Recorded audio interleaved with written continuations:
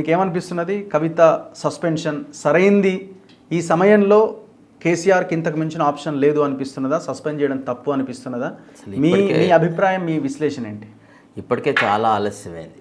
Actually KCR కనుక పార్టీని save చేయాలనుకున్నా, ప్రభుత్వాన్ని సేవ్ చేయాలనుకున్నా, కవిత లిక్కర్ స్కామ్ అప్పుడే అతను సస్పెండ్ చేస్తుంటే బాగుండేది.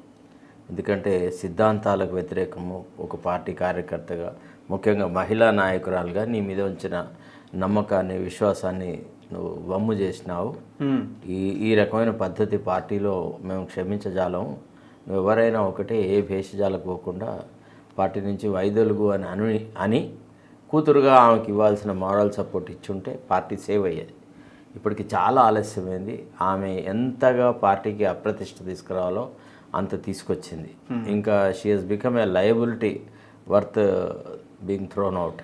సో కాబట్టి బెటర్ లేట్ దెన్ నెవర్ అన్నట్టుగా కేసీఆర్ ఒక నిర్ణయం తీసుకున్నాడు. చాలా రాజకీయంగా బాగా ఆలోచించే తీసుకున్నాడు. కాకపోతే ఇదేదో తెగదెంపుల రాజకీయం అని అనడానికి వీల్లేదు. తండ్రి కూతురు మళ్ళీ ఎప్పుడో ఒకసారి ఏడ్చుకుంటూ పోతుంది, మళ్ళీ డాడీ నాకు రాజకీయాల్లో అట్లా ఉండదు కదా. ఎందుకు ఉండదండి? రాజకీయం ఏంటి? నీడి దాకా ఎందుకు తెచ్చుకుంటారు అట్లా ఉంటే? ఇవన్నీ చాలా రొటీన్గా జరుగుతూనే ఉంటాయి. వాళ్ళల్లో కేసీఆర్తో కవిత ఎన్నోసార్లు విభేదించి దూరం పోయింది, ఎన్నోసార్లు దగ్గర వచ్చి పాదాలకు దండం పెట్టి మళ్ళీ ఇక్కడ కేసీఆర్ కవిత మధ్య పోరాటం కాదు కదా ఇది. కేటీఆర్ కవిత, హరీష్ రావు కవిత మధ్య పోరాటం. అన్ని ఫ్యామిలీ పార్టీలలో ఇవి రొటీన్ అండి. ఓకే, రొటీన్గా జరుగుతూనే ఉంటాయి. ఇప్పుడు అక్కడ బీహార్లో తేజస్వి యాదవ్ వాళ్ళ బ్రదర్ కూడా ఈ రకంగానే గొడవలు పోవడము, మళ్ళీ కలవడము, ఇవన్నీ చాలా రొటీన్గా జరుగుతాయి. ఫర్ ఎగ్జాంపుల్ తమిళనాడులో ఏఐడిఎంకేలో ఇటు నుంచి అటు, అటు నుంచి ఇటు కప్పదాటు వ్యవహారాలు జరగలేదా? జరిగినాయి. అంటే మనం దీన్ని పెద్దగా సీరియస్గా తీసుకోవద్దు. ఒక రకంగా ఏంటంటే కవిత ఈ పరిస్థితిని ఇన్వైట్ చేసుకుంది. Kavitha thinks that she deserves a better role in BRS అని.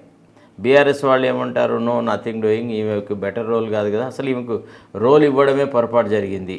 ఈమెకు ఎంతో కొంత ఒక పాత్ర ఇవ్వడం వల్ల మిగతా వాళ్ళని చాలా క్రష్ చేసింది అనేది వాళ్ళ భావన. So that's a right decision at least, but bit late. It would have been long ago actually. అప్పుడే ఆ సందర్భంలోనే కనుక చేసుంటే ఒక కొత్త విధానంలో ఉంటుంది. బీఆర్ఎస్కి ఇది అడ్వాంటేజా లేకపోతే మంచి పరిణామమేనా బీఆర్ఎస్కి? లేదు ఇబ్బందేనా? ఇబ్బంది అని ఏం లేదు. బీఆర్ఎస్ ఇప్పుడు తనకు తానుగా నిలబడుతుంది. కవిత అనే టాపిక్ తీసేస్తారు, ఇంకా ప్రతిపక్షంగా వాళ్ళు చేయాల్సిన వ్యవహారం చేస్తారు. ఇప్పుడు ప్రాబ్లం ఎక్కడ వస్తుందంటే గవర్నమెంటల్ ఫెయిల్యూర్ అనేది బీఆర్ఎస్కు కలిసి వస్తుంది. అంటే జాకులు బట్టి ఎత్తినట్టుగా బీఆర్ఎస్ ఒక రకంగా కొంత ఇమేజ్ ఇంప్రూవ్ చేసుకుంటుంది. ఇది ప్రభుత్వం ఫెయిల్యూర్. ప్రభుత్వం కనుక చిత్తశుద్ధితో వాళ్ళు చెప్పిన విధానంలో వాళ్ళ అభయహస్తాన్ని అవలంబించి ఉండి వాళ్ళు ఇచ్చిన వాగ్దానాలు కనీసం 50%, 60% కన్క్లూడ్ చేసింటే బాగుండేది. ముఖ్యంగా ఏవైతే వెల్ఫేర్ స్కీమ్స్ బీఆర్ఎస్లో ఉండేనో, కళ్యాణ లక్ష్మి కానీ, రైతు బంధు కానీ, ఇట్లాంటివి ఈ కంటిన్యూ చేస్తాము, ఇంకా మెరుగైన రీతిలో చేస్తా అని చెప్పినారు. కాబట్టి వాటిని అట్లీస్ట్ యథాతథంగా కంటిన్యూ చేసినా బీఆర్ఎస్కి ఇంత సానుభూతి ఉండకపో.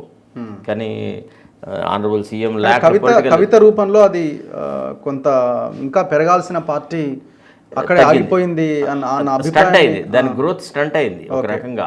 కవిత has added lot of nuisance to BRS. ఇంకా భవిష్యత్తు ఇంకా చేయడానికి అవకాశం ఉంటుంది.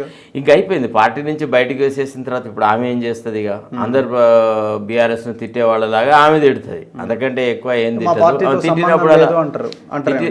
తిట్టినప్పుడల్లా ఆమెను రేవంత్ రెడ్డితో జతగట్టి కాంగ్రెస్ యొక్క స్టూజ్ అని, కాంగ్రెస్ చెంచా అని, కాంగ్రెస్ వాడుకున్న పావు అని, తర్వాత శల్య సారథ్యం చేస్తారు. ఇట్లాంటి పదజాలం వాడతారు. అంతకంటే ఎక్కువ లేదు. Kavitha is a nuisance value in public life. ఆమెకు అంతకంటే పెద్ద గొప్ప రాజకీయమైన భవిష్యత్తు కూడా ఏమి ఊహించజాలం, సాధ్యం కూడా కాదు. ఎందుకంటే ఆమె ఇప్పుడు పార్టీ బాగుపడాలి అన్న కోణంలోనే లెటర్ రాసిన అన్నది. ఇప్పుడు మా నాన్న మీదకి అనవసరంగా ఈ అవినీతి ఆరోపణలు తీసుకొస్తున్నారు, మరి చేసిందంతా వేరే వాళ్ళు కదా. ఆమె ఎందుకు లిక్కర్ స్కామ్ లో ఇన్వాల్వ్ అయ్యింది? ఆమె రోల్ ఏంది డ్యూరింగ్ టీఆర్ఎస్ రిజైమ్? ఎంతమందిని చెరబట్టింది, ఎంతమందిని ఎన్ని రకాలుగా హింసించింది? ఆమె పాత్ర ఏమన్నా సహజంగా సామాన్యంగా ఉంటే ఆమె ఇతరుల తప్పులు పెంచింది అంటే అర్థం ఉంది. ఆమె వల్ల ఎంతైతే బీఆర్ఎస్ అప్రతిష్ట పాలైందో అంత ఇతరుల వల్ల జరగలేదు. సరే, రాజకీయాలలో ఈనాడు అవినీతి అనేది సర్వసామాన్యమైంది. ఎవడికి అధికారం వస్తే వాడు దోచుకుంటున్నాడు. కొంత కరప్షన్ని ప్రజలు కూడా యాక్సెప్ట్ చేస్తున్నారు. కాకపోతే ఇది మాన్యుమెంటల్ కరప్షన్, ఇది గుడి లింగం అన్నీ మింగేటువంటి కరప్షన్ కాబట్టి కొంత బీఆర్ఎస్ బాగా ఎక్కువ పబ్లిక్ ఎక్స్పోజర్కు గురైంది. తర్వాత నియంత్రణతో పోకడాలు, తర్వాత సామాన్యుడి హక్కులను కాలరాజనము, దౌర్జన్యం, పోలీసుల దౌర్జన్యం మరీ రెచ్చిపోవడం, ఇట్లాంటి చాలా సంఘటనలు ఉన్నాయి. సో ఇవన్నీ కేసీఆర్కి రైట్ ఆప్షన్ దొరికిందంటారా? నిన్న కవిత మాట్లాడిన కేసీఆర్కి ఆప్షన్ దొరికింది కాదు, ఆప్షన్ లేకపోయింది. It is the options choice.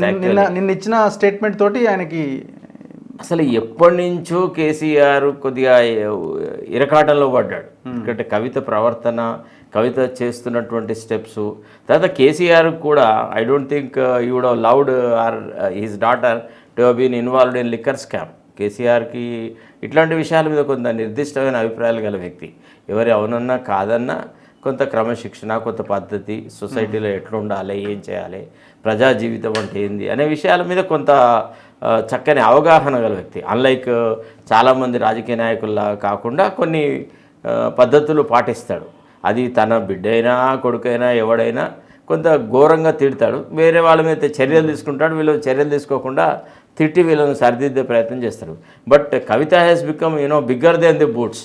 తమ స్థాయికి ఒక పదంతాలు హెచ్చుగా ఊహించుకొని ఆమెనే ఒక జయలలితను, ఒక పెద్ద రాణి ఝాన్సీ లక్ష్మిని అట్టా ఊహించుకొని ఆమె వస్తూ ఉందన్నమాట. ఆమెకు నిజమైన ప్రజాక్షేత్రము, నిజంగా ప్రజాపాలన అంటే ఏంది, ప్రజలు ఏంది, ప్రజలు ఏ రకంగా ఆమె గురించి భావిస్తున్నారు, ఎన్ని రోజులు ఆమెకు ఇచ్చిన గౌరవం కేవలం తండ్రి చాటు పిల్లగా పొందింది,